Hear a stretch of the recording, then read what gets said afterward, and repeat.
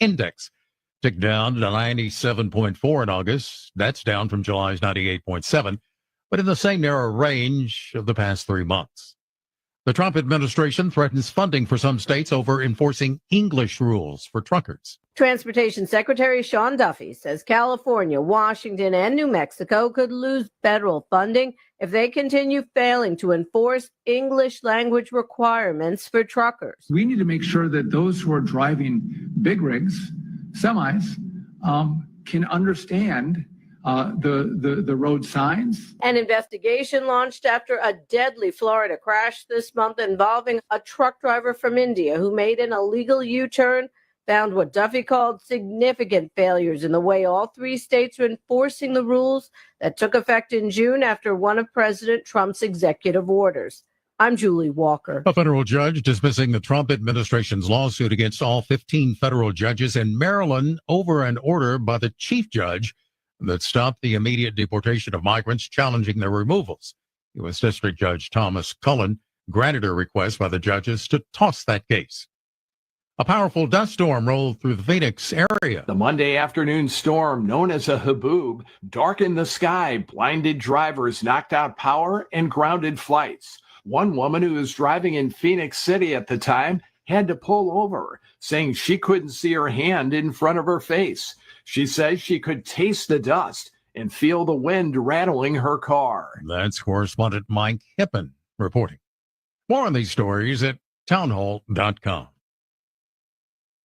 Wesley Financial Group is not a law firm. Hi, I'm Chuck McDowell, the timeshare cancellation guy. In 2011, I founded Wesley Financial Group with one goal in mind, to help honest folks out of their timeshares permanently. Today, I run Wesley with my 2 sons, a real family business, treating every client and every employee like we'd want our own family treated. That philosophy has helped us grow into the largest, most trusted timeshare cancellation company in the United States. Fortune magazine even recognized us as one of the best places to work. Why? Because we genuinely care. In fact, some of our former clients were so moved by their experience working with us, they joined our team so they could help others to timeshare freedom. If you're stuck in a timeshare, give us a call. Let our family help your family. Call Wesley now for your free timeshare exit kit. 800-226-5454. That's 800-226-5454. 800-226-5454. There's been a public letter of dissent calling out cuts to FEMA. More than 180 current and former FEMA employees have published a letter warning of potential disaster due to cuts in the agency. The letter coincides with the 20th anniversary of Hurricane Katrina, highlighting concerns about management and capacity at FEMA. It warns that current practices echo conditions that the Post-Katrina Emergency Management Reform Act aimed to prevent. The letter criticizes policies like expenditure approval and reassignment of staff to ICE. I'm Lisa Dwyer. On Monday, the Coast Guard offloaded 76,140 pounds of drugs, including cocaine and marijuana, at Port Everglades. It's described as the largest offload of illegal drugs in the agent's history. Those drugs with an estimated value of $473 million. Breaking news at townhall.com. Commuters and students in Philadelphia say they're waking up earlier to avoid being late as they navigate service reductions by the region's public transit agency. Those cuts took effect this week. Cracker Barrel sticking with its new logo. But the chain is also apologizing to fans who were angered when the change was announced last week. Cracker Barrel said Monday that it could have done a better job sharing the company's reasons for the new logo. It also emphasized that many things won't change, like the rocking chairs on its front porches. Cracker Barrel took heat on social media last week when it announced a simplified logo featuring only the chain's name. Gone was the picture of an older man in overalls leaning against a barrel. The words "Old Country Store" were also removed. Keith Peters, Washington. Week 1 of college football with a huge bang. Number 1 Texas and number 3 Ohio State meet Saturday in Columbus. More on these stories at townhall.com. I'm John Scott. When it's important to you, this is what leadership looks like. It's on News Talk STL. The yeas are 218, the nays are 214. The motion is adopted. News News, analysis, opinion. We're sort of celebrating like the biggest bill of its kind ever signed. You will start seeing historic growth like we've never seen before. Will it affect the elections? Well, that's what America's all about. It's going to make this country into a rocket ship. Number one for live and local conservative talk. My talk station. News Talk STL. This hour of News Talk STL is brought to you by Stifel, serving investors for over 130 years. Contact your Stifel financial advisor at stifel.com. That's STIFEL.com. When you've got something to say, be heard loud and clear. If they'll just do what they were voted in to do. This party needs to get a backbone. They need to get some spine. Join the conversation. St. Louis's place to talk. The Democrats and the Republicans can give us all the lip service they want, but what they need to do is take action today. 1019 and 94.1. You have to take a stand sometimes. This is News Talk STL. News, analysis, and opinion. From the Michaels Flooring Outlet Weather Center. What a terrific pattern underway. Temperatures today reaching into the mid and upper 70s. Another mild day, but a lot of sun, more sunshine than yesterday. In fact, very little cloud cover at all. Nice and dry. North winds at 4 to 8 miles per hour. Keep those dew points in the upper 40s. This will be the third consecutive day in the 70s in late August, so that's pretty remarkable. Lows tonight in the 50s, a little warmer tomorrow, closer to 80 degrees, and clouding up during the day. I'm KMOV First Alert meteorologist Kent Earhart. Because truth matters. Let's speak that truth. Because understanding matters. Let's break this down. With all that's happening. And it's happening a lot faster. What matters most is... The only question that matters here. Are you informed? Important issues that are facing this country. Depend on us. The latest events. The information you need. Here are the facts. When you need it. We always have great conversations. You guys have a great radio station. 1019 and 94.1. News Talk STL. This hour of Colombo Company brought to you by Gutter Pros. Water goes where we tell it. Call 314-656-7195 or visit them at gutterpros.com. Number one for live and local conservative talk. I'm very angry. I've heard a lot of people talking about gun control. You're not going to wave a magic wand and get rid of the establishment. This maniac is going to inspire the next maniac. News, analysis, opinion. But my focus is kind of the mental health crisis. Swamp's not going to drain itself. I'm just sick of the protesting in general, and that's why it's so very important to be prepared. 1019 and 94.1. St. Louis is number one for conservative talk. News Talk STL.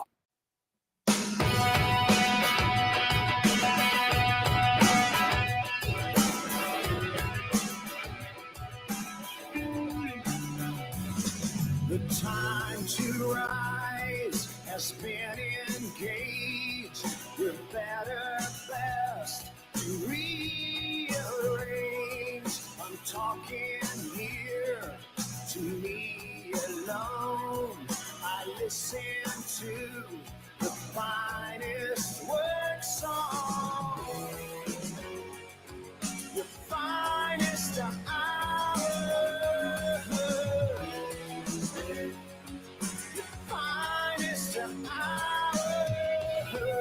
Hello and welcome to Tuesday afternoon on Colombo and Company on 1019 94.1 News Talk STL.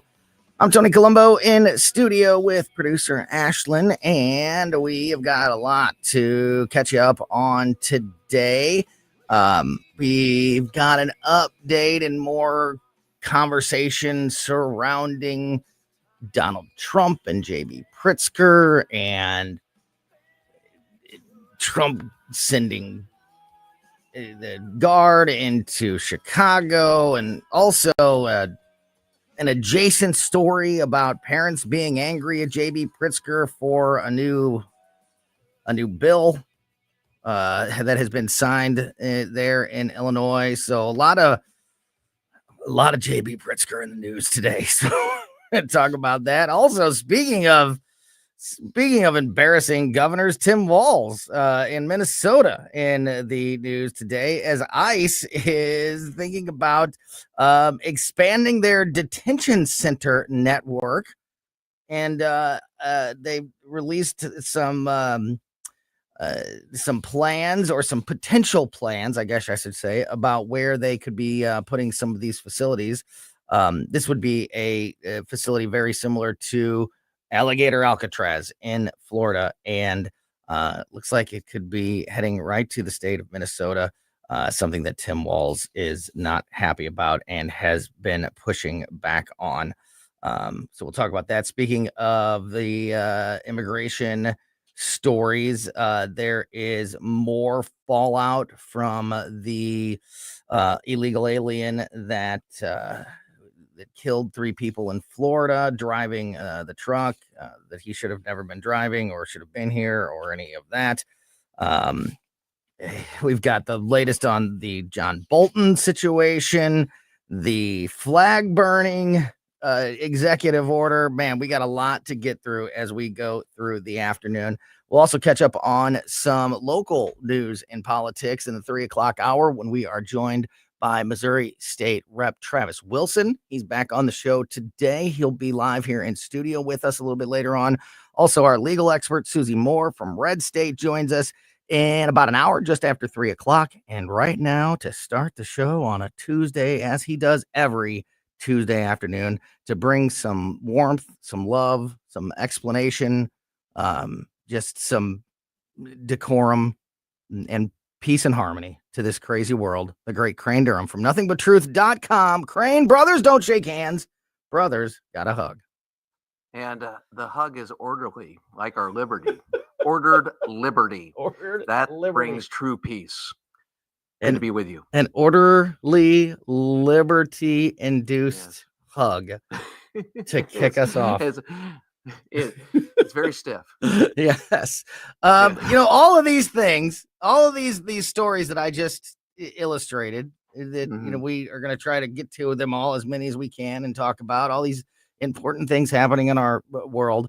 And yet the 2 biggest stories out there, like the 2 headlines that are guaranteed to be on two headlines that are guaranteed to be on just about every news platform that you look at today: Taylor Swift and Cracker Barrel. Still, yeah, those are. It's so funny. It's like the it's like the Kiss Cam guy. And then there was another one recently that I was just talking about a couple weeks ago when I was out of town. The story that maybe it was the Kiss Cam story. Like, it's so funny to me, that all these other important things are happening out there, but it's just Taylor Swift. Popularity contests are important in this country and with the media. And so if Taylor Swift says she's getting engaged, that is front page news for everyone. Is it really? Because I'm sitting there going, and I read the comments on these stories sometimes, and we're all sitting there, and it's like telling us about Meghan Markle. I don't care. Stop. Just stop. What about the Cracker Barrel story? Like, I haven't even talked about it yet. I haven't even talked about Cracker Barrel for a week, but I can't outrun it. Like every day it finds another way to make headlines. Well, that is evidence to me that the people that are advocating for this woke crap, generally speaking, they're like not even 10%. Some people say it's like 50-50, 60-40, 70-30, 80-20. And the president made a joke today. It was like 97-3, in the sense of people. Because you sit back and you go, why would they change that? And people are just like, it's like Bud Light. They Bud Lighted themselves. Yeah. But Bud Light embraced, Bud Light went right into the transgender issue with Dylan Mulvaney. Cracker Barrel changed their logo. And I understand why people think, and that's the first thing that I thought too, like without being prompted, there's an old fashioned traditional, depiction on there. And that's a negative thing these days. So that's probably why it's going away. But it's not like they overtly made like Bud Light's thing was like overtly, we're going into this issue head on, or when Target was putting, the gender wear, the models with bulges, in their swimsuit pictures in the stores. They're going right at that stuff. And with Cracker Barrel, they just changed their logo. And, we got investigations into former board members and their connections to DEI backgrounds. Today, the president even weighed in on it. Donald Trump said that he believes Cracker Barrel should bring back their old logo. He said today, quote, Cracker Barrel should go back to their old logo, admit a mistake based on customer response, the ultimate poll, and manage the company better than ever before. Oh, this was on, I'm sorry, he didn't say this. This was on a Truth Social post. He also continued, quote, they got $1 billion worth of free publicity if they play their cards right. Very tricky to do, but a great opportunity. Have a major news conference today. Make Cracker Barrel a winner again. There is a great skit or video parody of the CEO walking through Cracker Barrel, rescinding the change in the logo. And it is funny. It's not for kids, but it's like Chappelle funny. That's how funny it is. Oh, yeah. I'll have to look at that. And yeah, the crack, like my take on the Cracker Barrel situation is that they didn't like put out their new logo isn't like woke. They're not like trying to put some kind of branding on there. It's just basic and bland and it's just a boring bad logo. It's just like the most basic boring logo you could make. So for me, it's just like, why would you do that? Like, that's the curiosity for me. Like, it's just worse. It's just a worse logo, very obviously. And why would you do that to yourself?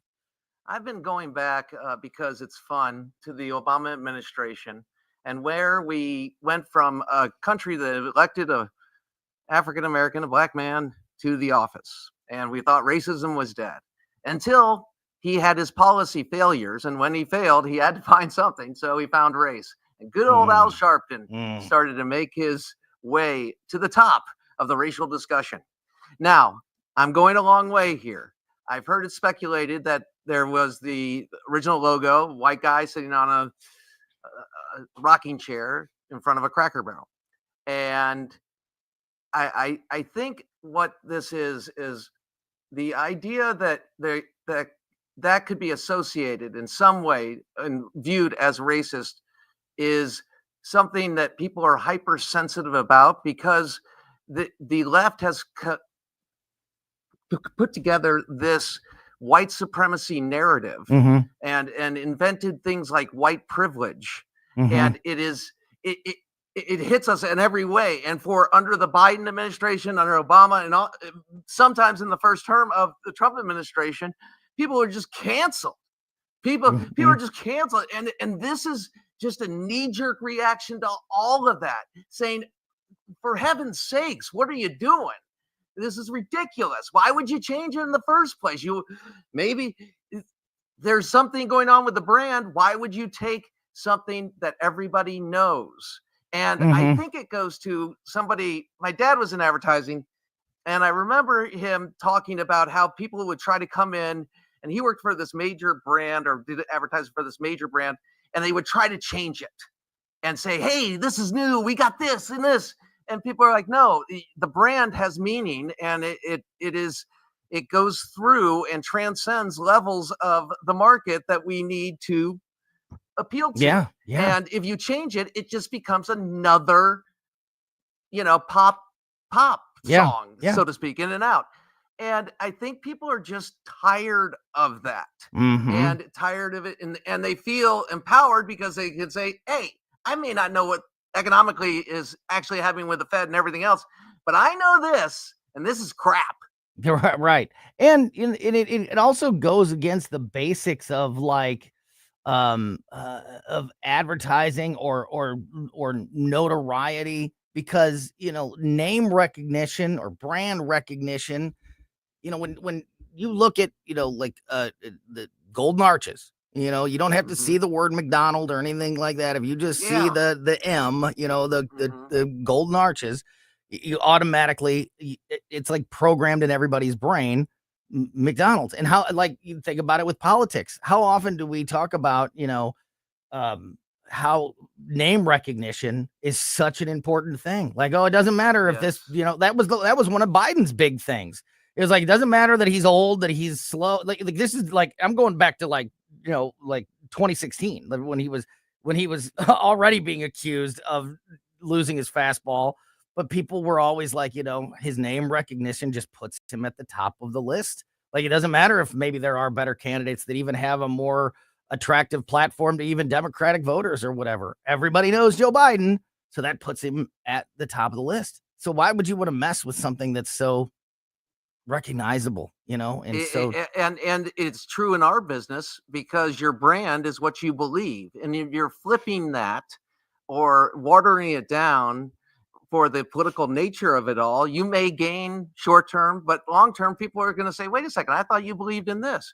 I haven't changed on issues, social or otherwise. The country has, the Supreme Court has, but I haven't, as what I believe, and what I believe is constitutionally sound. And that's the thing. If we're looking for people to go, hey, I want to trust media again, I want to find a way, how can media change? Well, they can start doing their job and really prove it consistently, not just have random outbreaks when you're trying to sell a book like Jake Tapper, bless his heart, outbreaks of journalism. Well, you know, just to bring this full circle, whoever it was that decided that this was a story, that it should be put out, the first person was like, oh, we should make a thing out of the Cracker Barrel logo change. You know, it's a woke, you know, it's bowing to the woke mob for them to change their logo. You know, they know what works with people. And Ashlyn reminded me, it was Sydney Sweeney's jeans story that I didn't talk about for 2 weeks and was like, I just can't get away from it. That's how I feel with this. It's like, I just keep ignoring it, but every day it's back in the top of the headlines. I still wonder, well, Ashlyn maybe could answer this. Tony, I'm curious. Do people really care about Taylor Swift and that football player? She's nodding her head. Yes. Yeah. Aggressively nodding her head. All right. Yeah. Yeah. So that story, if you haven't heard it, you will soon. Taylor Swift and Travis Kelce are engaged, and they made that announcement earlier today with pictures and a post on Instagram and social media. So they're engaged, and so that will be a, you know, right as football season's getting ready to start, that'll be just everywhere. I could go on about Taylor Swift. I think that everything is so calculated. Every announcement to keep the momentum going, the perfect timing for when we're going to announce our engagement, when we're going to announce the next album, when we're going to announce the next tour. Just never, anytime the momentum starts to slow down at all, you know, another scheduled, you know, huge announcement or huge revelation just to keep it all going. I believe it was Kevin Cronin of REO Speedwagon that said, that ain't love. That ain't love to me. they are America's like royal couple. Yeah. Yes. But Taylor Swift and Travis Kelce are engaged. All right, we've got Crane Durham with us from. I just don't care. I just don't care. But I know this story now will be in the news every day for the next month, and it'll be, you know, something that I have to try to dodge or give into. We are going to get into some of the real news and stories of the day. I want to talk a little bit about the Trump Pritzker situation, but also I want to talk about this other story that's out today. Parents in Illinois are speaking out against the governor Pritzker for extending student financial aid to illegal immigrants in Illinois. This story is starting to cause some problems for JB Pritzker. So I want to get into that and more as we continue the conversation with Crane Durham next here on Colombo and Company. Made in St. Louis for St. Louis. It's News Talk STL. 1019 and 94.1 News Talk STL. Live and local. Listen to what those local folks are telling you. News Talk STL. Farmers Co-op Old Town Country Store in Old Town St. Peters is your farm and home store on steroids. They can do so many things for you, help you around the house, help you with animal care, help you with the lawn and garden, with property management, whatever it may be. Tons of great products and services to help you in all of those areas. They can also have lots of other, smaller services, like they'll fill any size propane tank for about half the price of a new one. And when I mention animal care, I'm not talking just about the family dog or cat. I'm also talking about farm livestock. They do it all at the Farmers Co-op Old Town Country Store in Old Town St. Peters. You can visit them online or just get out there and visit them in person. They are on 2nd Street, right behind the QT at 70 and Mid Rivers Mall Drive. If you see the big 2-story grain elevator from the road, that's them. Just head that way. That is the Farmers Co-op Old Town Country Store. And like I said, you can also visit them on the website, oldtowncountrystore.com. I'm kicking what they're giving because I'm working for a living. I'm an elevator technician. I'm a construction superintendent. I work for the police department. I'm an accountant. I work at FedEx. I work 3 part-time jobs. News Talk STL celebrates Keep up the good work. Labor Day 2025 by paying tribute to the American workforce. This is a working man's holiday. Simply the best in the world. A reminder from the hardworking folks at Dry Creek Lumber, Mosquito Joe's, and Dean Gregorio's Foods. Forget the chit-chat. Get to work. Remember those magical moments in Mom's Kitchen? The heavenly aroma of fresh baked cookies? At Trolley Stop Bakery in Chesterfield's Forum Shopping Center, our co-op of talented bakers has been perfecting that homemade magic for 4 decades. From the gooeyest cookies in town to custom pies, cobblers, and cakes, everything's made from scratch, just like Mom and Grandma's recipes. Need that perfect corporate gift? We ship our famous cookies nationwide. The Trolley Stop Bakery, 67 Forum Shopping Center, or TrolleyStopBakery.com. Because some traditions are too sweet not to share. I'm Dr. TJ, owner of the Institute of Natural Health, co-owner of Optimal Nutraceuticals, and the host of Wellness One. Wellness One is designed to cut through the nonsense and provide you common sense science-based information regarding health and wellness. On the show, we discuss topics like thyroid health, gut health, hormone optimization, and many others. Our show airs Saturdays at 10 a.m. and 2 p.m. and Sundays at 11 a.m. and 3 p.m. right here on Newstalk STL. And you can visit us at inhstl.com. That's inhstl.com. On August 26, 2021, Marine Sergeant Nicole Gee of Sacramento, California, made the ultimate sacrifice. Along with 12 other brave service members, Nicole was killed in action while conducting evacuation operations in Kabul, Afghanistan. Nicole deployed in the support of the Afghanistan withdrawal. There she served on a female engagement team to facilitate evacuation support for Afghan women and children. Today, News Talk STL proudly supports the Freedom 13's mission, remembering the heroes that made the ultimate sacrifice by supporting the veterans still with us.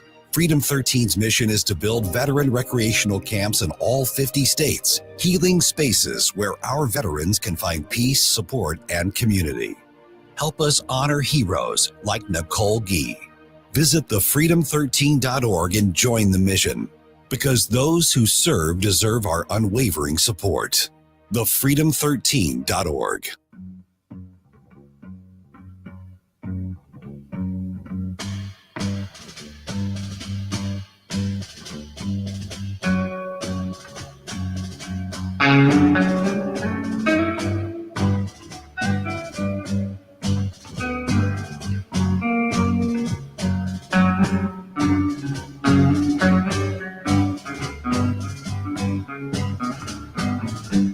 One pill makes you larger, and one pill makes you smaller. Welcome back to Colombo and Company on 101.9 94.1 News Talk STL. No kidding.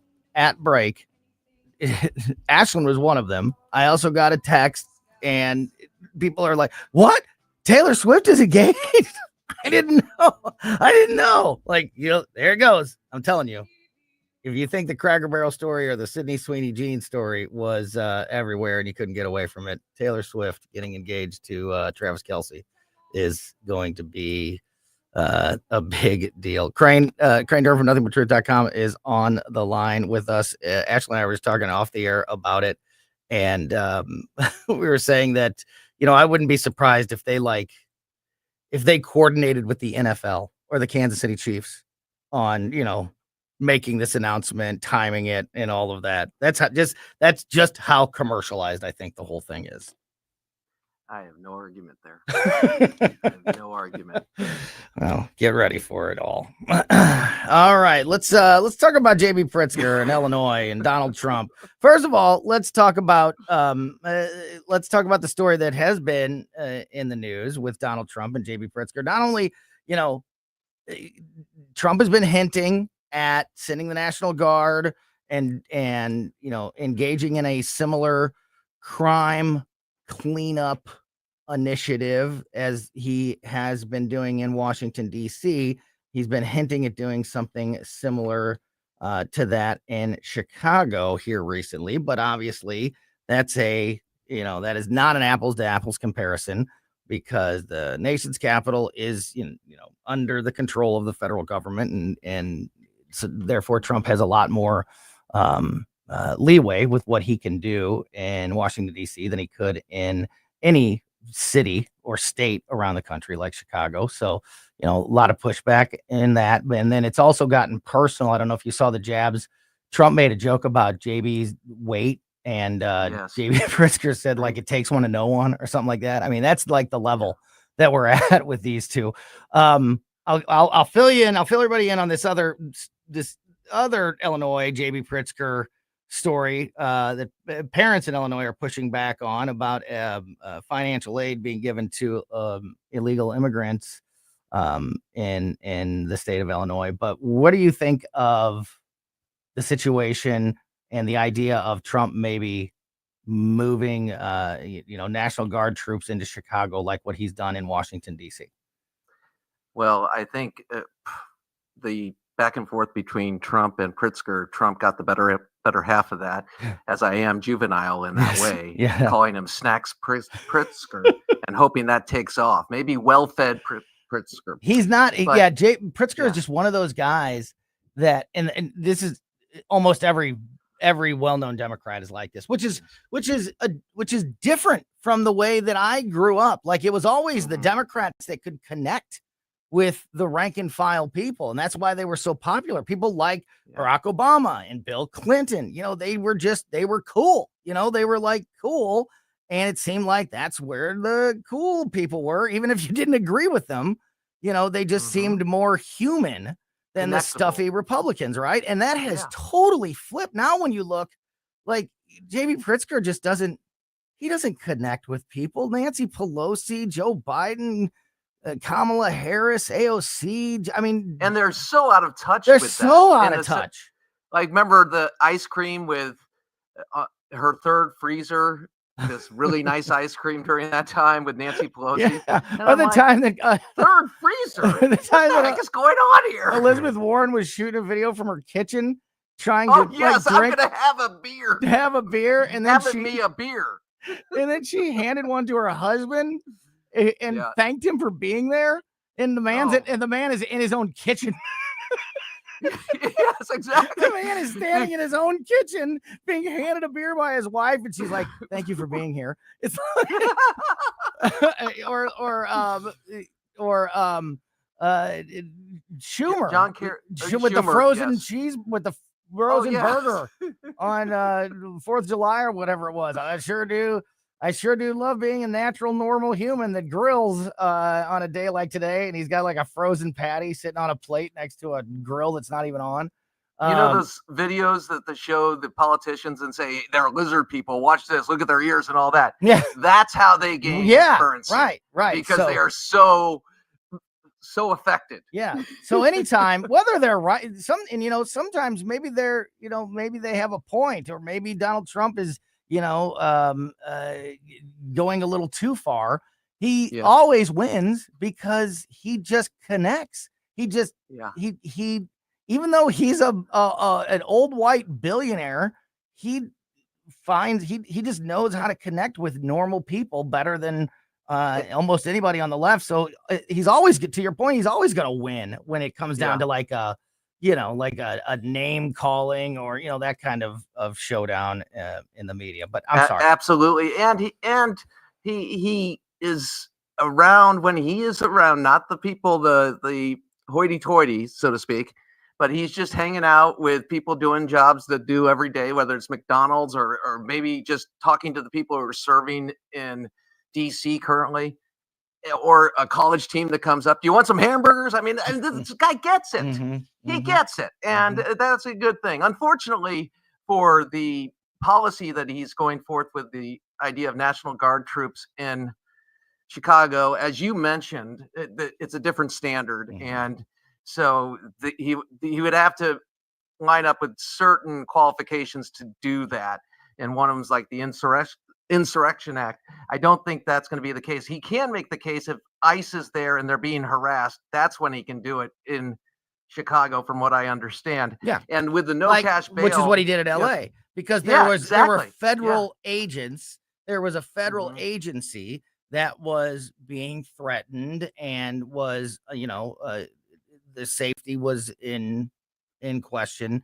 And so to defend that, and there's some pushback there, some legal pushback there, and some, I guess, some gray area that's still, being debated in somewhere in a trial that'll never happen. But yeah, to your point, that is because a lot of people say like, oh, he did it in LA, so he can do it in Chicago. Again, it's not that is also not an apples to apples comparison.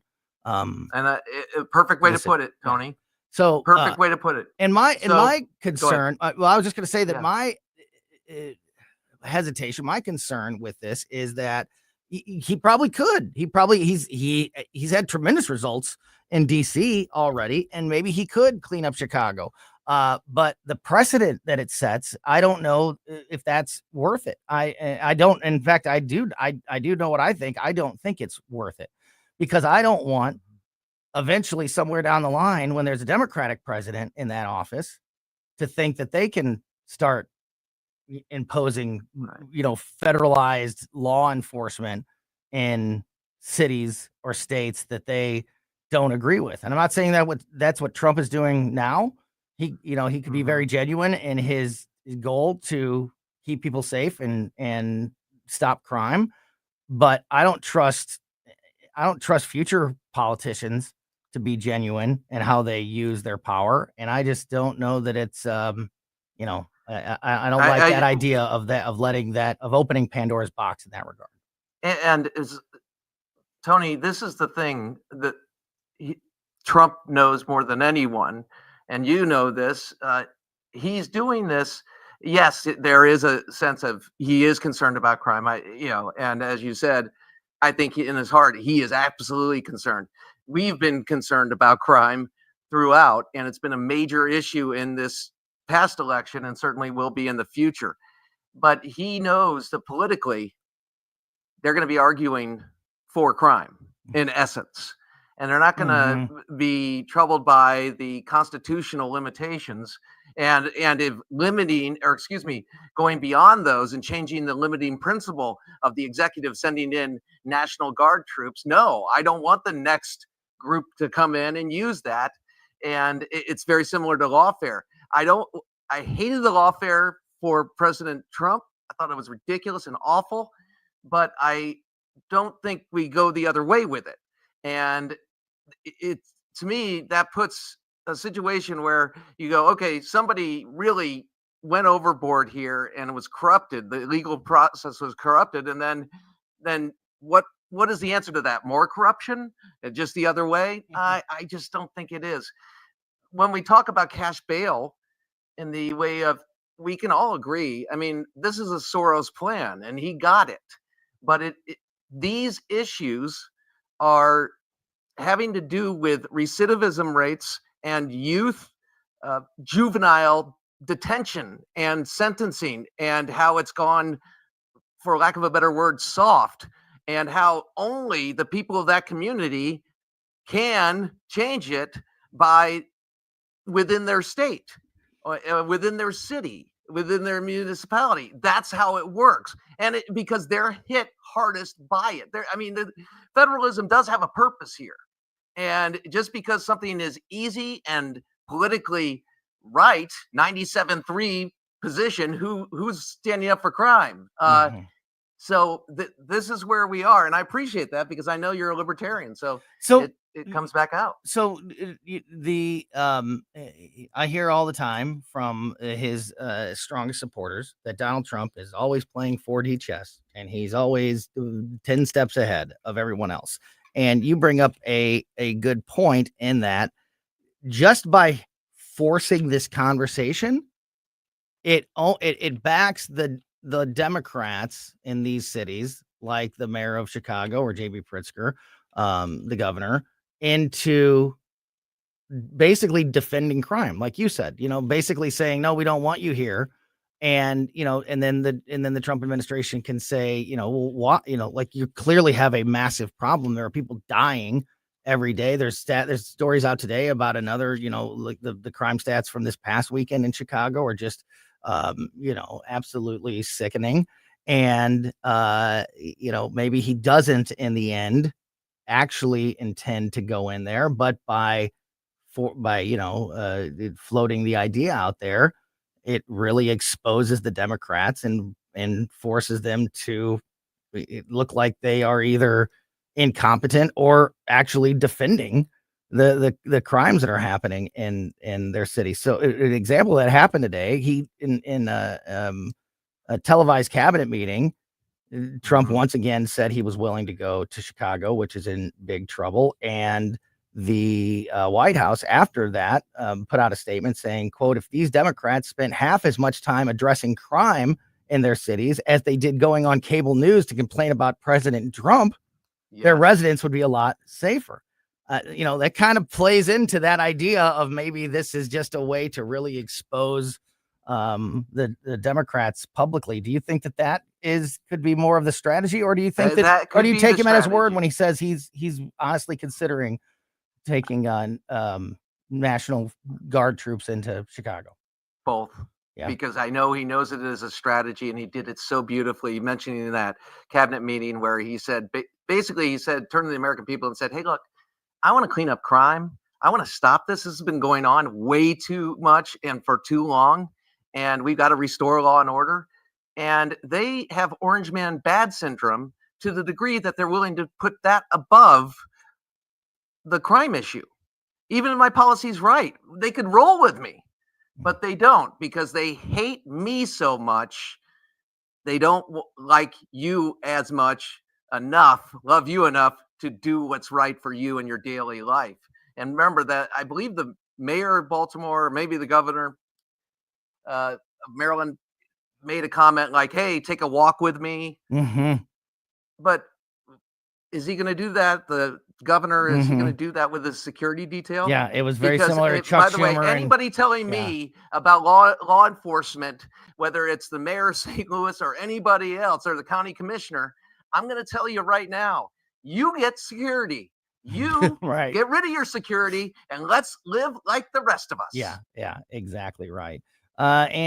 Speaking of J.B. Pritzker and Illinois, parents in Illinois are enraged about a new law signed by Governor J.B. Pritzker extending student financial aid and eligibility to illegal aliens. We'll fill you in on the details of that story and get some reaction as we continue the conversation with Crane Durham from NothingButTruth.com next here on Colombo and Company.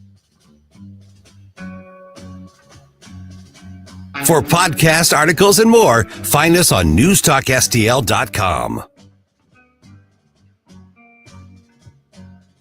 Conservative talk for St. Louis. It's your patriotic right and duty. The government needs to step up and do its job. This is News Talk STL. It's well-balanced conversation. News, analysis, opinion.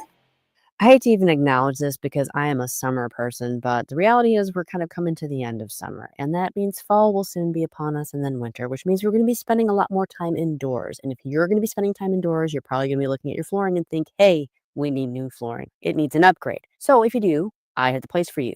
It's Michael's Flooring Outlet. They're a locally owned and operated family business for more than 30 years, so you know you can count on them. If it's variety you're looking for, Michael's has it. Whether it's carpet, hardwood, laminate, ceramic tile, luxury vinyl, natural stone, whatever you're looking for, they've got it. Plus, with Michael's, your installation is going to be done right the first time because it's being done by the experts at Michael's. No subcontractors. With Michael's, you get the best combination ever. You get great quality and great value. So if you are in the market for new flooring, check out Michael's. You can shop in store at one of their 3 locations on Olive and Creve Coeur, on Town Square in Darting Prairie, or on Main Street in St. Peters. Or you can shop from the comfort of your own home. Just go online to igotfloored.com. That's igotfloored.com. Hey, Mike Ferguson here. And for nearly 40 years, Nutrition Stop has been St. Peter's trusted source for natural living. They've got a great, knowledgeable staff offering more than just products.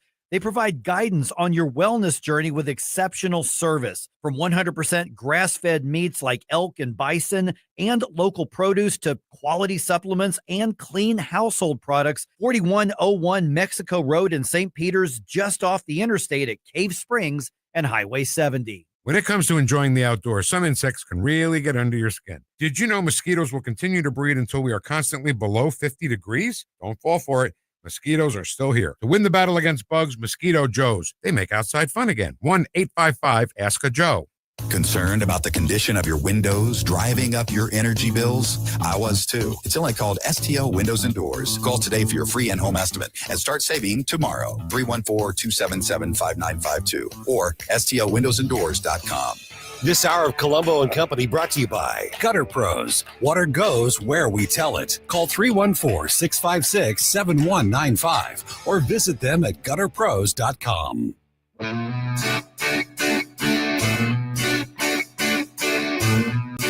Welcome back to Colombo and Company. Coming up in the 3 o'clock hour this afternoon, we are going to be joined live in studio by Missouri State Representative Travis Wilson. So we're going to talk about some local news and headlines with the representative at about 3:25, 3:30 this afternoon. In about 15 minutes, just after 3 o'clock, we are going to be joined by our legal expert, Susie Moore from Red State. We're going to talk about Trump's flag burning executive order and the latest happening with the investigation into John Bolton and more with Susie Moore. I didn't even do that on purpose. Right now, Crane Durham from nothingbutruth.com and the Nothing But Truth Facebook page is on the line with us, and sticking with our conversation about J.B. Pritzker, but moving to another controversy. Parents in Illinois are enraged about a new law signed by Governor J.B. Pritzker extending student financial aid eligibility to illegal aliens.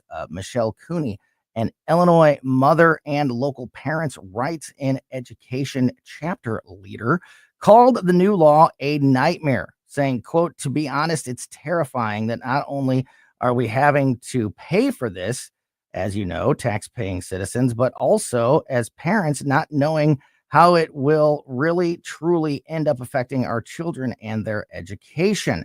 She said that under Pritzker's leadership, quote, "We know that the children who are not here legally will get more of a chance and opportunity to get scholarships and everything than our children, because to Pritzker and so many others, we are not important.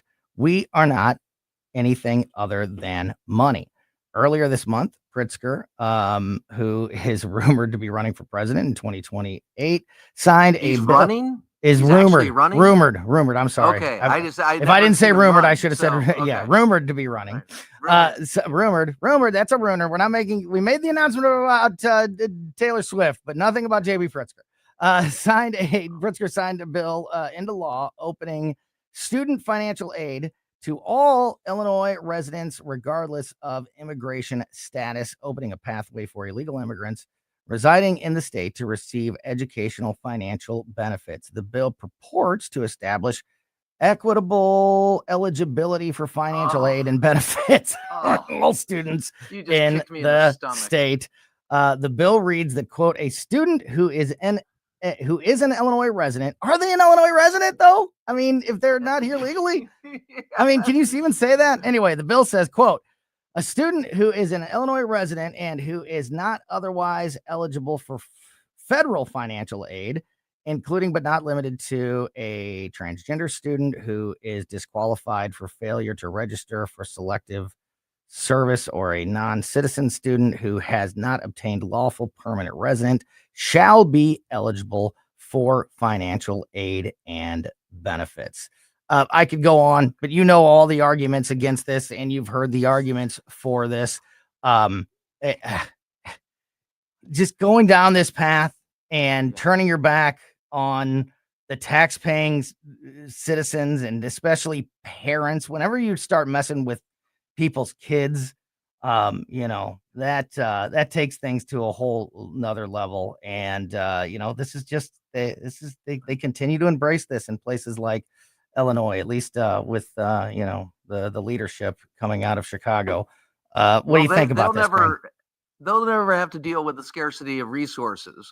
Pritzker obviously doesn't deal with that, especially in his refrigerator. Get off it. Come on. Stop. Here we go. All right. But I was excited to hear him jogging or running, whatever it was. Okay. I can't stop. Briefly. Here's the deal. All kidding aside, this is a very serious issue, as you've mentioned. And this incentivizes more law breaking. It marginalizes the citizens of the United States. And how are you ever going to bring people into this country and have them assimilate to your rules and your culture of the American culture, which is the melting pot, but respect for the rule of law, when you put this stuff in there? You are basically going what undergirds our society, which is the rule of law, okay? And you're hammering that and bending that in order for a political sweetener for people who should not be here. Why do people think that Democrats want illegals in this country? Because they want the vote, and we saw that with the census. And you're perfect. It's perfectly logical to think that, because they want don't have the the respect vote for the rule of law, and they want these, they want more Congress, that goes into the redistricting conversation that's been happening. If you have more people that you can recognize on a census that are going to vote Democrat, whether or not, even if they can't vote in a federal election, that can still sway congressional districts and give you more power in the Senate and the House and places like that. But, Crane, I've talked about this with many stories in the United States with some of these issues, and especially, doing what we do and getting into the weeds of, into these issues on a regular basis. Sometimes it's important to just step back and go all the way back to the very start and look at it as a complete outsider. And sometimes it just, that just brings clarity and reality back to the conversation real quick. That you could make the argument, Democrats could make the argument that, look, hey, we're not putting anybody ahead of the legal students here. We're not putting which the actions prove otherwise, but you can even set that aside and say, we're not putting anybody ahead of anybody. We're just putting everybody on an equal playing field. What's wrong with that? Well, they're not paying for it. Therefore, you're still hurting the tax-paying kids, the legal citizens, by taking their money and spreading it even thinner than it already is. And when you look at it from the outside, you go, well, if that person's not paying the taxes that everybody else is paying, that is funding these programs, then why should they have access to these programs? It really is that simple. Crane, we don't have to go down and get into the weeds when it comes to an issue like this. It should be black and white. I know it's not, but it should be. And what do Democrats oftentimes do when we talk about immigration? They make it about brown, white, and black, and the idea of that. And that, I mean, it really goes to, if you want to understand how a leftist deals with logic, they divert the conversation to racism or classism. That's how they do it. And they do it over and over and over again. And it's tired, and America's tired of it because America wants their problems solved. They don't want them exacerbated for political gain with a particular constituency that maybe some liberal politician has put out there and said, hey, I need to get this vote. It's just crazy to me, Tony. It really is. And just to wrap this up, we've got just a couple minutes left here with Crane Durham. You know, this story being forced into the headlines, and Donald Trump talking about Chicago forcing J.B. Pritzker into the headlines, as we talked about before. You know, a lot of people will say, are asking, like, why is Trump so focused on Chicago? Chicago's got a lot of problems, but, you know, there are other cities. St. Louis, I think, is one of them, and at least in many of the statistics, that have a bigger crime problem. You know, you could talk about New York. You could talk about so many other cities around the country. Why is he focused on Chicago? And one of those things could be because of J.B. Pritzker's presidential aspirations.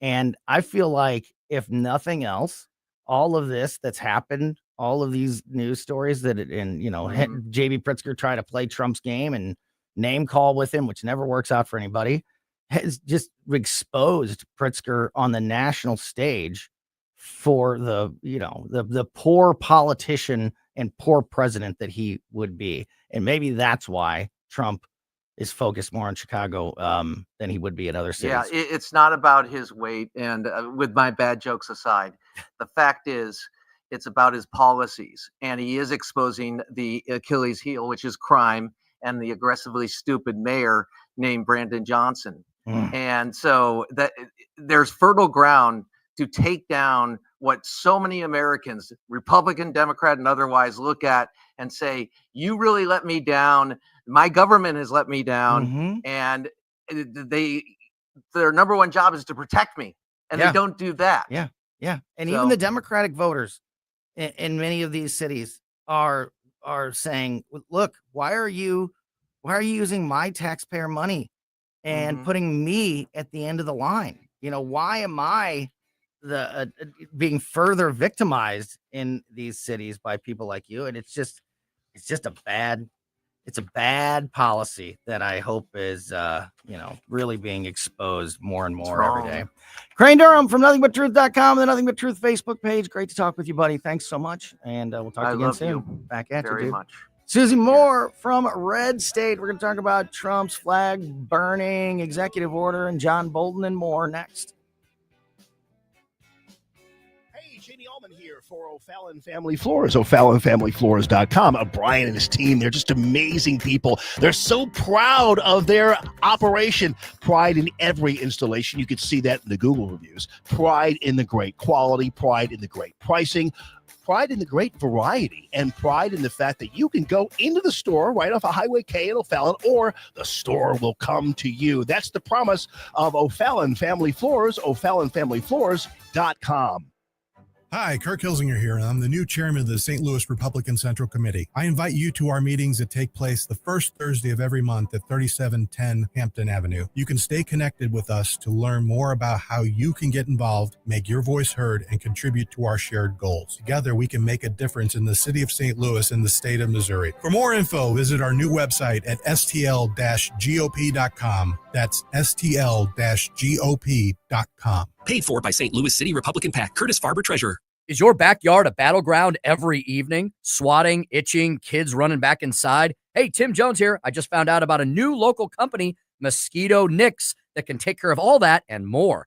They offer permanent automatic mosquito and tick protection, not just fogging, real coverage you don't have to think about. They've helped over 40,000 families nationwide take back their yards with their automatic mosquito control system. Now they're offering a free fogging treatment to introduce themselves to St. Louis families. Call 636-698-1980 now, or visit mosquitonix.com. Say goodbye to bug bites this summer. Service area restrictions do apply. Tell them Tim Jones sent you. Ask about their back-to-school special. St. Louis summers don't last forever, but mosquito bites shouldn't either. Call 636-698-1980. Visit MosquitoNIX.com. That's MosquitoNIX.com. This is a limited time offer.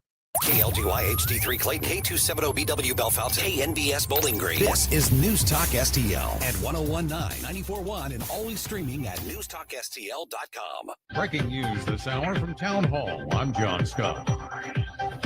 So what's your opinion of the economy? Americans' view of the U.S. economy declined modestly in August. The Conference Board says its consumer confidence index ticked down to 97.4 in August, down from July's 98.7. That small decline in confidence was in line with the forecasts from most economists who were surveyed and came as anxiety over a weakening job market grew for the 8th straight month. Correspondent Marcelo Sanchez. Speaking of the economy at his cabinet meeting, President Trump said private jobs are better than public jobs. Government jobs are down, actually substantially down, and private jobs are way up. And these are the jobs that make money, create a better life. Meanwhile, we've reduced the number of federal bureaucrats by 84,000. The president today held the 7th cabinet meeting of his second administration. German police have detained a suspect for the second time in connection with an attack on a young American. The 20-year-old American was attacked shortly after midnight on Sunday while at a tram stop in the city of Dresden. Police have said that he intervened when two men were harassing a woman on board the tram and was then attacked himself before the men fled. He sustained a deep wound to the face. A 21-year-old Syrian was detained on Sunday, but initially let go because prosecutors didn't at that point see grounds to keep him in custody. But the man was arrested on Tuesday morning after new information pointed to him having been involved in the attack. He's now in custody. I'm Charles de Ledesma. Tropical storms Juliet and Fernand churning over open waters, one in the Pacific, the other in the Atlantic, neither expected to threaten the U.S. mainland. Stocks finished higher. The Dow was up 136 points and the NASDAQ added 95. More at townhall.com. $5,000. That's the average amount of money people in the U.S. are now spending on gas in a year. $5,000. That's crazy. If you drive, you have to download Upside, the free app that gives you cash back every time you get gas. That's right. You can earn real cash back with Upside just by buying the gas you're already buying. You can literally start earning cash back today. I use Upside every time I fill up, and I've already made around $300. You're putting gas in your car anyway. Why not get real cash back? If you like free money, download Upside. I'm saving the cash I earn from using Upside to help pay for a vacation later this year. Download the free Upside app now to earn cash back every time you buy gas. Use promo code WEALTH25 to get an extra 25 cents per gallon on your first tank. You can cash out anytime right to your bank, PayPal, or a gift card for Amazon and other brands. Just download the free Upside app and use promo code WEALTH25 for a 25 cents per gallon bonus on your first tank. That's code WEALTH25 for a 25 cents per gallon bonus. From the Michaels Flooring Outlet Weather Center. What a terrific pattern underway. Temperatures today reaching into the mid and upper 70s. Another mild day, but a lot of sun, more sunshine than yesterday. In fact, very little cloud cover at all. Nice and dry. North winds at 4 to 8 miles per hour. Keep those dew points in the upper 40s. This will be the third consecutive day in the 70s in late August. So that's pretty remarkable. Lows tonight in the 50s. A little warmer tomorrow, closer to 80 degrees. And clouding up during the day. I'm KMOV First Alert meteorologist Kent Earhart. This hour of News Talk STL brought to you by Chris Cooper and Serenity Wealth Management. Discover little-known strategies that could be the difference between choosing the care you deserve or having someone else decide it for you. Get a free copy of Chris's book at serenityltc.com. Fox News commentary. The big, beautiful border wall will soon have a new aesthetic. I'm Tommy Lahren. Find out next. I'm alpine skier Michaela Schifrin. I've won the most World Cup ski races in history. But what does success mean to me? Success means discipline. It's teamwork. It's the drive and passion inside of us. And it's why Stifel is one of the fastest growing global wealth management firms in the country. If you're looking for success, surround yourself with the people who will get you there. If you're an advisor or investor, choose Stifel, where success meets success. Stifel Nicholas and Company Incorporated. Member SIPC and NYSE. Past performance is no indication of future results. Investing involves risk. Consult a financial advisor before making any investment decisions. Trump's been working hard to beautify a lot of things lately. He's sprucing up the White House, adding a much-needed ballroom and outdoor space, among other renovations he vows to pay for with his own money and help of outside donors. But the White House isn't the only piece of infrastructure getting an upgrade. Soon, the big, beautiful border wall separating the U.S. from Mexico will get its own touch-up. DHS Secretary Kristi Noem announced the wall will be painted black to further deter illegal aliens from scaling it. The black paint acts as a heat absorber, making the wall itself hot to the touch, especially during the hot summer months. It'll also help keep the wall from rusting. And listen, I'm all for it. If a simple paint change can further prevent illegals and fugitives from invading our great nation, well, it sounds like the perfect investment to me. Think of it as HGTV for DHS. I'm Tommy Lahren, and you can watch my show, Tommy Lahren is Fearless, at Outkick.com. Free speech is alive and well in America right here. It's about time somebody stood up for true American values. What this country needs is some backbone. Finally, a president who wants to make real change. 1019 and 94.1 News Talk STL.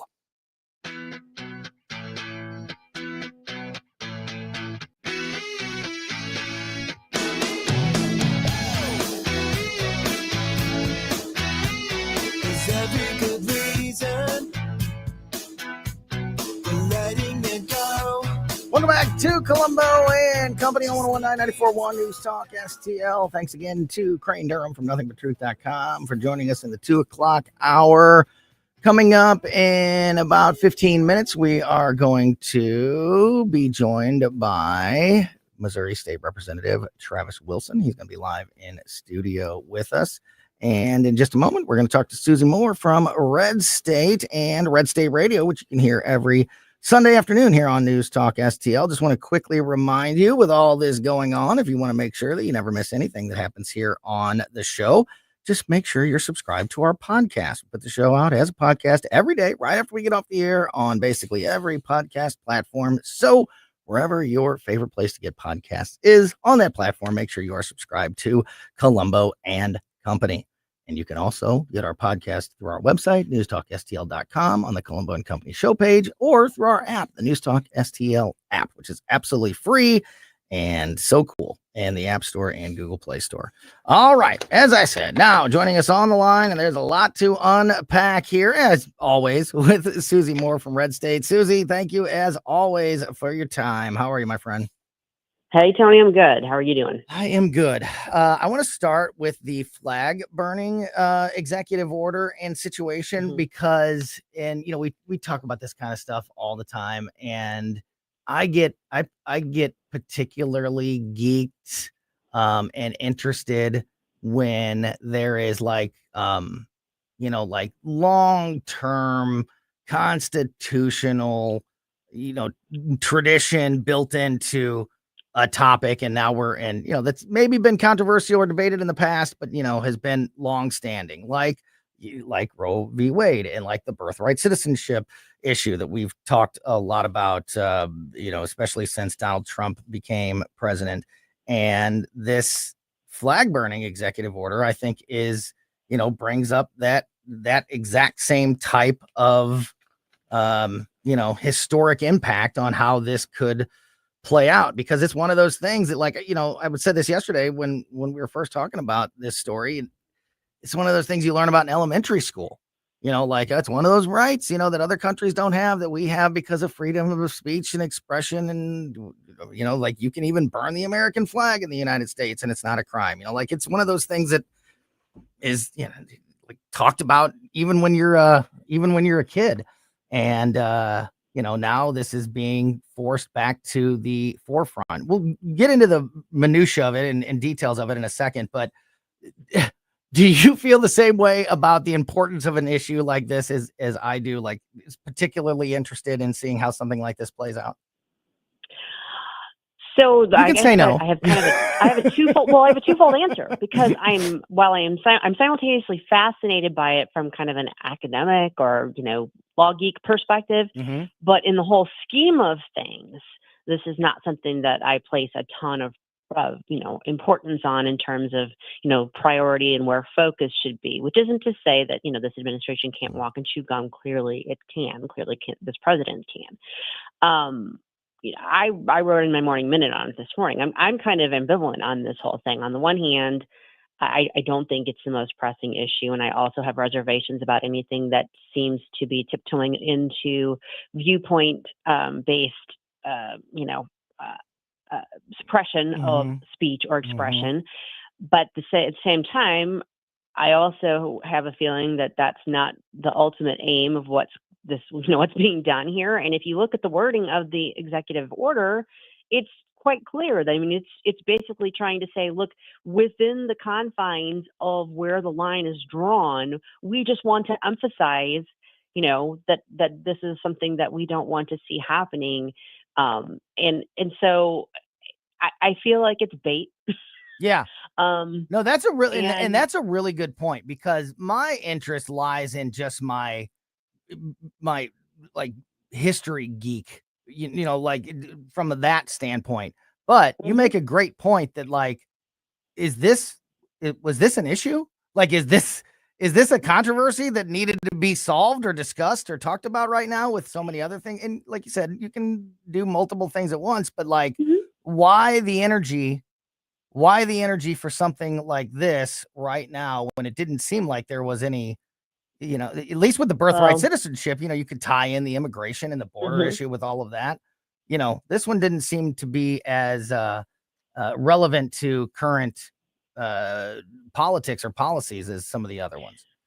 It doesn't seem like it, but I will also note that it's kind of a prime opportunity to lay bare once again the hypocrisy of the left and the Democrats, because while they're losing their minds over this executive order, which when you actually look at it doesn't really do anything other than what the law already says, and yet will, you know, fight to the death the right to prosecute people for hate speech over something like the burning of a pride flag or a Palestinian flag. And so my sense is that this is more, there's really no downside to President Trump. This is not the sort of thing that's going to lose him ground with his base. This is not really going to move the needle one way or the other with his base. And it's another opportunity to kind of poke the bear with the Democrats and let them kind of run around like, you know, chickens with their heads cut off over it, while pointing out that they're being complete hypocrites over it. Yeah, and you make a good point about, like, it doesn't really change anything. So then my question is, why do it? And maybe you know, you could be what you just answered with, and like, this is a way to make the Democrats look bad. I mean, is that what you think this is, more than anything, like a political move? Yeah. In the sense of the 80-20 rule that he's been employing throughout his presidency, second presidency, or he's calling it now the 97-3 rule, but 97-3. Yeah. That's great. That's so but yeah, it kind of in keeping with that, it's sort of like low-hanging fruit. I mean, it takes literally no effort by the administration to put this executive order out and to then have it, you know, kind of being talked about and that sort of thing. It doesn't lose them anything, and it, like, once again, kind of roils up the opposition and maybe gives them a little bit of a chew toy. So yeah, I think it's a political strategy type situation, and I don't think, I'm sure someone's gonna, if the suit hasn't already been filed, it will be filed shortly. I saw announcements of, like, you know, big flag burning events. One's planned for this Sunday, I understand. I don't know where. But you know, so someone's going to get arrested over it and challenge it, and yada yada yada. But well, that's the only backfire that I could potentially see, and this might be a bit of a stretch, but like, the only thing that I could see maybe backfiring in the president's strategy with this is that some people, supporters of him and people who do believe that burning the flag should be against the law, you know, they may think that's what this has done. You know, because that's the way it's been positioned by some people in the media, and certainly on the left. And so, like, you know, sometime down, you know, in the coming months, somebody's, you know, on TV burning a flag, and a person sees that and is like, oh, yeah, that's against the law now. Remember, Trump made that against the law. And somebody says, no, actually, he didn't. Like, oh, well, then wait a minute. What did he do then? Like, I thought he was, you know, like, maybe it's a stretch, but that's the only potential, maybe. Sure. I mean, yeah, if there's a sense that he's somehow letting the base down in some respect, yes. But in the whole scheme of things, I just don't see that this being one of those things. The bottom line is, if you steal someone else's property and burn it, if you cause damage to someone else's property, if you do in fact incite a riot, those are all things that could come along with burning a flag and that are already illegal. And that's pretty much what this executive order recognizes. Yeah. So just to be clear, so that would it potentially add like an additional charge to like? No, I mean, the executive isn't able to do that anyway. That's a legislative responsibility. That President Trump or whoever the president is doesn't get to say this is against the law or this is the law. I mean, they get to say what their policy preferences are, and then Congress can act on it or not. But and different agencies can implement rules within their agencies. But as far as making something a crime or not a crime, that doesn't come from the executive, no matter how it's phrased or how it's positioned in the media. Gotcha. So then this truly really doesn't do much of anything except make that other than get us talking about it. Point. Yeah. Right. And I like I like your analogy of a hate crime, because I never liked that term. And maybe I'm, maybe I'm ignorant in this, but like, if you murdered somebody, like you murdered them, like if you committed the crime, your reasoning behind it, unless like, except for things like premeditation reasoning, and that all plays into it. But like, if you murdered somebody because you don't like the color of their skin, or you murdered somebody because you don't like them being your neighbor, you still murdered them. And to me, that's an equal equal sentence across the board. So what's the point? Why do we do that, other than to make a political point, which is, I think, what is happening. Yeah. And I agree. I don't know if you can hear me right now. The line seems like it's kind of fuzzy, but you sound good. You can hear me okay. Yeah, we can hear you. If okay. You can hear us, we can hear you fine. Okay. Yeah. And I mean, I guess there's a distinction also between a hate crime and hate speech, but some people assume that what they refer to as hate speech is in and of itself illegal and a crime, and it's not. But yeah, it's just, I think this is one of those situations where in the long run, what it really does is just kind of point out the hypocrisy and the double standards that the left employs. Talking to Susie Moore from Red State, redstate.com, and Red State Radio, which you can hear every Sunday afternoon at 4 p.m. here on News Talk STL. Wanted to ask you about the John Bolton situation. He's back in the headlines today, and the raid of his home, obviously, got a lot of people talking, has stirred some controversy, kind of bringing up some old stories from the first Trump administration, going back to the things that he put in his book that maybe he shouldn't have. Can you just fill us in on the specifics of what this investigation that the administration is conducting against John Bolton? What are they alleging or looking for with John Bolton? Well, that's just it. We don't really know yet, because it is just an investigation. We know that they raided his home and his office, and we know that back in 2020, there were these allegations that he improperly retained classified information and disclosed it in his book. So the assumption is, and I think it's a reasonable assumption, that this is related to that and just sort of a reopening of an investigation that then got shut down by the Biden administration. So, and it could very well be. And but we won't know unless and until there are charges brought against him. Kash Patel can go on X and say no one is above the law, and we can see that they conducted this raid. But unless and until there's an indictment of some sort, it could be anything. And I've seen speculation, and again, this is just speculation, but I've seen speculation that it goes beyond what people are assuming it is, and may have to do with additional actions allegedly taken by John Bolton that could be maybe tied up. Remember that they've convened grand juries, and it kind of all gets into basically deep state actors and perhaps improprieties that were taken by different actors even during the first Trump administration and after that. So all of which is to say we just don't know yet. If it's purely the issue of retention of and improper disclosure of classified documents, I mean, that's something we can all kind of wrap our arms around because we've seen that talked about so much in recent years. And clearly there could be class or criminal, up to prison time for that, if that is indeed what happened and they can prove that. But unless and until there are charges brought, we're just kind of left to speculate. And of course, Bolton is spending his time on social media, waxing philosophical about Ukraine. So I don't know.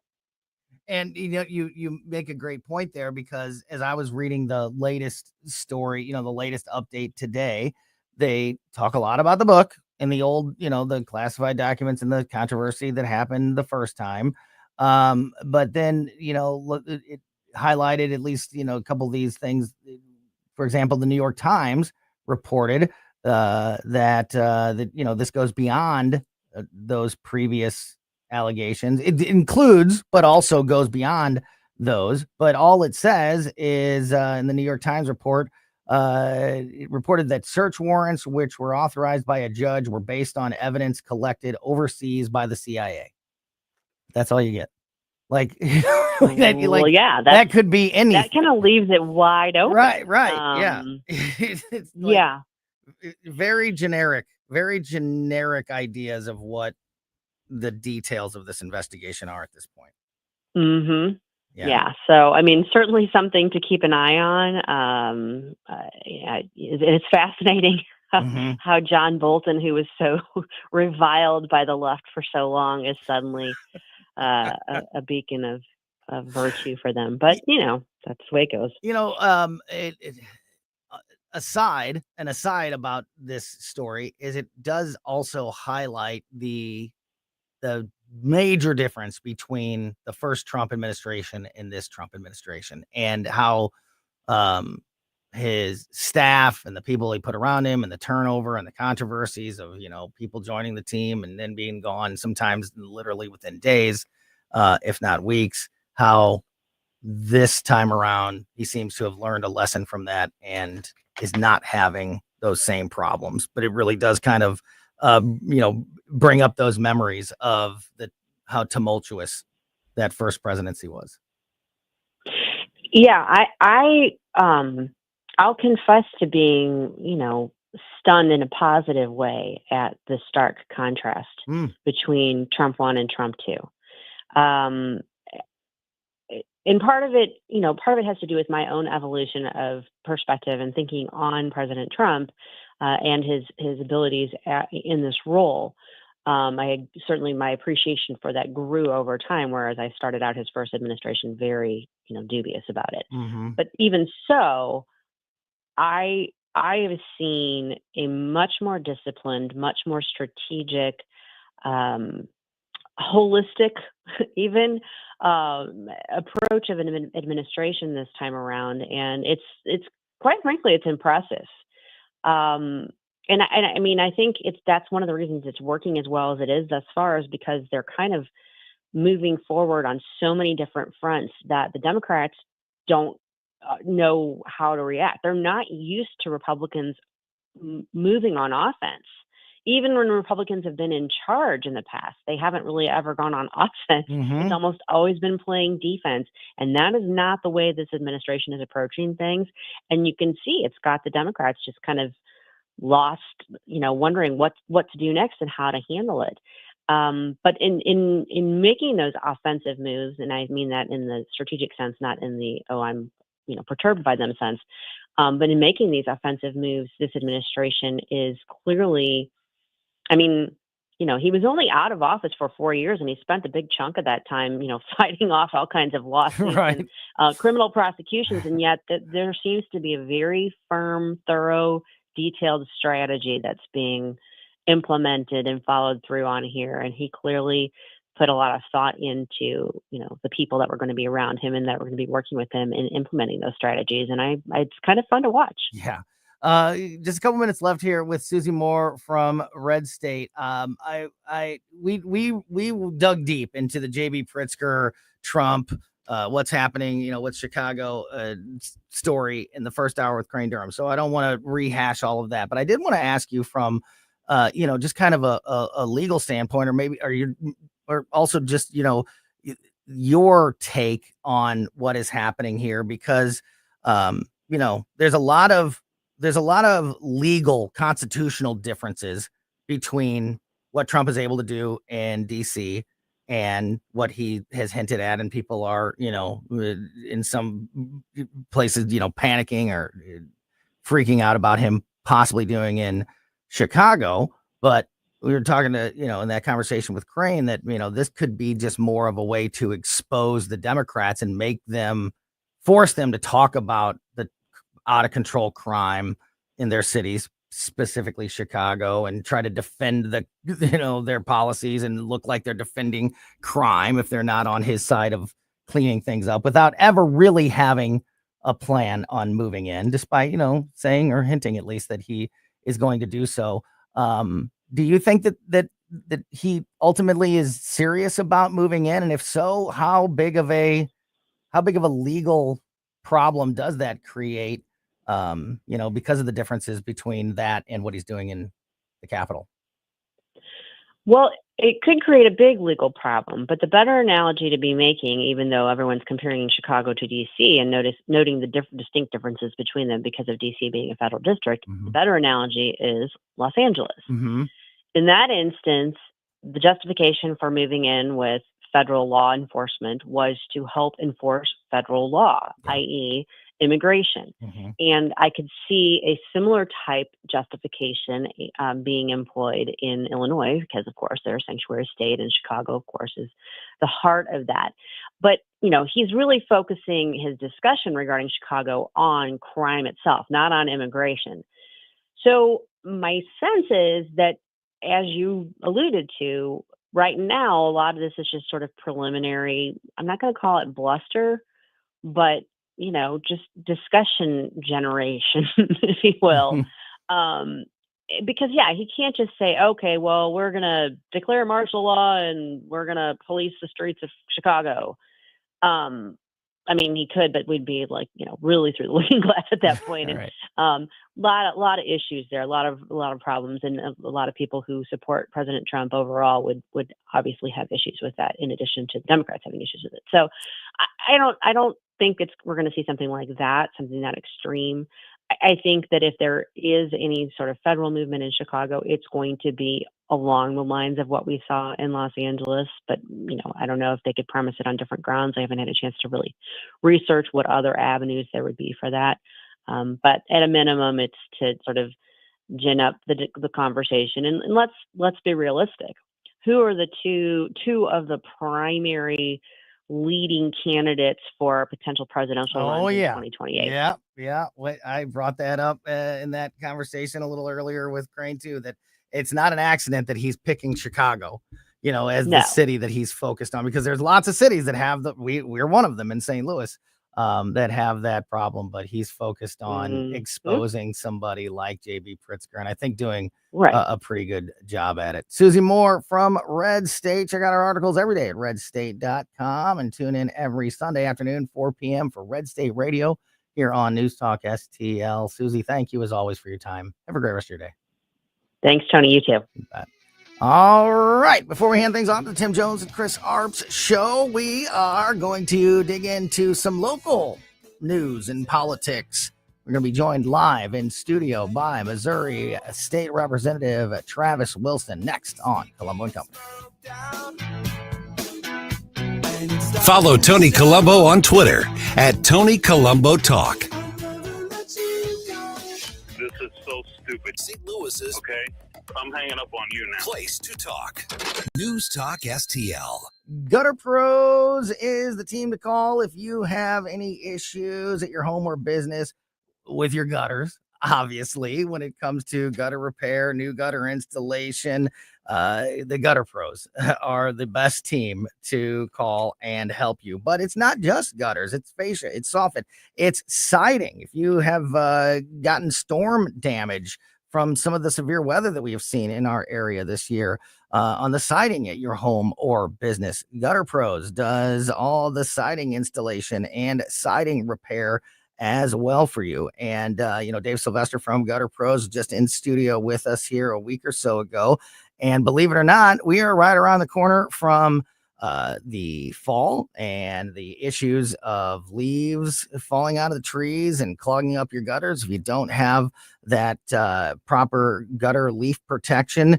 And then right after that, we're talking about the freezing temperatures. And again, if you have a problem with your gutters and you have standing water that freezes in the gutters at your home or business, another problem that could be very costly and damaging, especially if you let a problem like that sit and fester over a long period of time. I can tell you from personal experience, there is no team better than the Gutter Pros. Whether it be your gutters, your fascia, your soffit, your siding, they have you covered. Call the Gutter Pros now and learn more by going to the website gutterpros.com. Jamie Allman here, and I want you to hide out with me 10 minutes south of 270 in Gravois at the wonderful Hideout, the best burgers you're going to find anywhere in the land, and yet people still eat Dave's Chili right there at 90-degree temperatures. Music every day, it seems, people, on the weekends especially, and dinners and lunch served every single day of the week. The coldest beer and the best staff you're going to find, the Hideout right there in High Ridge. This is Larry Connor's commentary on News Talk STL. When you hear the cry, we need to go green, think not of the environment, but going green as in collecting money for junk science. Under a green program, the Biden White House awarded $160 million to make 435 electric school buses. Several districts got federal grants so they could buy the buses. And here's where the rubber hits the road on these electric buses. In the cold weather, they wouldn't start. Other days they would start, but something would put them back in the garage, unusable the next day. Several superintendents who bought into the green cry now admit we did try, but we're going to have to go back to diesel. Oh, and by the way, you think you might get money back on some of these? No, the company is not honoring any warranties. It delivered less than half the electric buses ordered, and it has since gone bankrupt. There's your green energy. Your dollars going to the green scam. Get more Larry Connors on Larry Connors USA. Tonight at 6 on News Talk STL. In all these years that Wellington Environmental has been my sponsor, I've never mentioned their duct cleaning services. Allergy season is here, and Wellington crews clean air ducts daily in homes and commercial buildings, also cleaning air handling units and diffusers in commercial facilities. Why? Well, because people will see black dirt and mold on the vents, or they are actually suffering from allergies. Don't be fooled by low-cost duct cleaning providers saying they charge only per vent, because once they get on site, the price will skyrocket. Wellington does not do this, never has. Wellington will give you an estimate, and you say Larry Connors, and immediately you get a 20% discount. Call Cindy, 314-644-4930, 314-644-4930. Make your home and business better, safer with Wellington. Be well with Wellington. Tim Jones here. When life changes, which it does, you need someone you can trust, and that's Todd Sivia. The non-stuffy attorneys at Sivia Law specialize in estate planning and elder law with 7 convenient area locations. 833-995-WILL.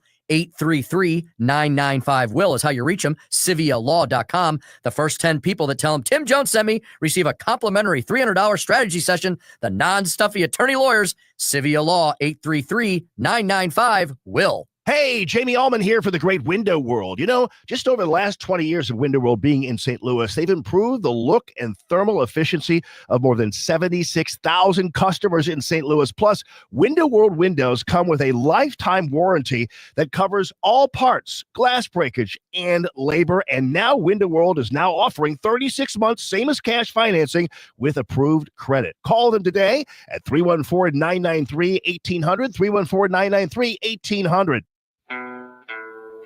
People are strange when you're a stranger. Faces look ugly when you're alone. Women seem wicked when you're unwanted. Streets are unwanted. Welcome back to Colombo Company on 101.9 News Talk STL.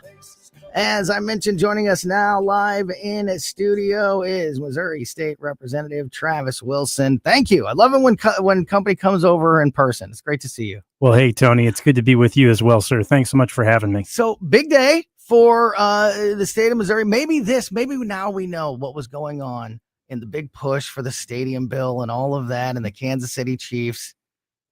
Travis Kelce and Taylor Swift announced their engagement. That's got to bring all kinds of money to the state of Missouri, right? Well, I'll tell you, I'm really glad they're engaged. I'm hoping that this will, of course, help Travis and the team be more effective on the field. There you go. Because clearly, this is what we should be concentrating on. You know what I mean? Yeah, this is going to be, like the Kiss Cam story or the Sydney Sweeney Jean story. This is going to be the new pop culture thing you see in the headlines for the next several weeks. And there's already rumors out there saying things like, they coordinated with the NFL to make this announcement at a strategic time right before the season starts to bring more attention to, games and things like that. Well, I've definitely been thrilled with the fact that Travis and Taylor are getting a lot of attention. My brother and I, his name is Taylor. My name's Travis. And so the last few years have just been spectacular. I mean, we go places and it says reserved for Travis and Taylor. I mean, we always knew that it was really amazing that we were a great pair. But I mean, I'm glad that the world is recognizing the world it too. knows. Absolutely. It's been really special. So let's talk about some real stories. One of the issues that we have dealt with here in Missouri in recent years and is now back in the conversation, not only here, but around the country, is redistricting. And, we went through that here in Missouri with the whole 6-2-7-1 map and, ended up with the 6-2. And now people are looking back and saying, oh, the Republicans shouldn't have made, shouldn't have worked with the Democrats and that, should push for the 7-1, all of that. Do you expect redistricting to be a big issue moving forward in Missouri and maybe even a big part of the upcoming session in January for you guys? Well, that's an excellent question. Here's what I know so far today. As we sit here today on August 26th, I have not received any official information from the House leadership or from anyone at the Capitol that indicates to me that we're going to move forward with the redistricting plan at this time. So again, that's today, 8/26 of 25. Right. Ask me again tomorrow or the next day. It could be a complete different story. But as of today, I know of nothing official on the books. Everything that's been talked about is speculative at this point. Do I think there's a very good chance of it? Well, I also think there's a very good chance that tomorrow could be 30 degrees here in St. Louis. Right. Exactly. So ask me again, in a week or two, and I'll have perhaps a completely different answer. So when do those plans start being made? Because we're still a little ways away, but time flies, and the new session is going to be here before you know it. And the redistricting issue is obviously one that people are talking about. IP reform is has been at the top of the news for the last several years. Amendment 3 and the abortion law in Missouri is still being talked about. When do you start to put together those plans and what issues you're going to tackle? Well, let's talk about that in reference to taking a look at our most previous special session, which happened in June. So as you know, the regular session ended in mid-May, and then everybody went home and we were working in our districts for a couple of weeks. And then what became apparent really about the first week in June, or whenever the governor put out his call for a special session, that's when it became clear, okay, here's when we're going to have a special session. The Senate went first, the House went second.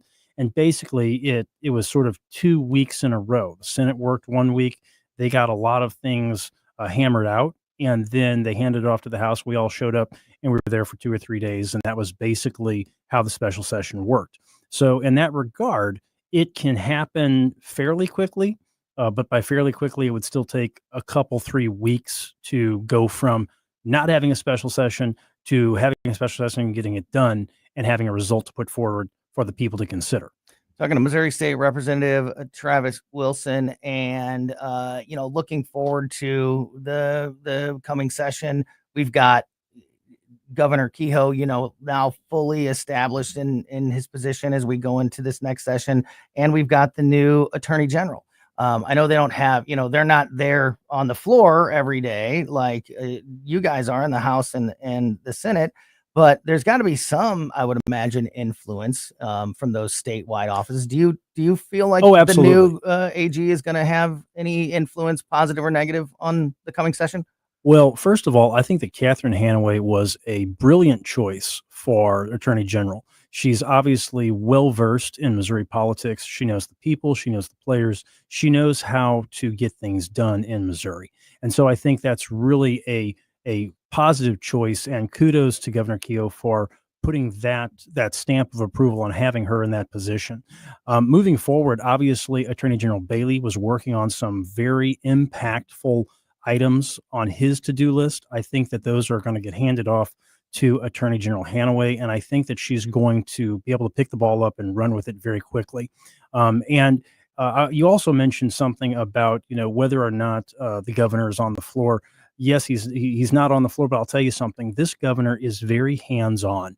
He's very friendly. Not only is he approachable, but he actually has a good grasp of issues on a wide range of topics. And so, and he's willing to get out, roll his sleeves up, and actually work alongside of us. We've seen it happen at the Capitol. 2 days after he was sworn in January, he was in my office talking to me, talking to the head of the Department of Economic Development. We're talking about good ideas to move our state forward. And so this governor is very involved with the legislature, and I think you're going to see more of that going into the new session.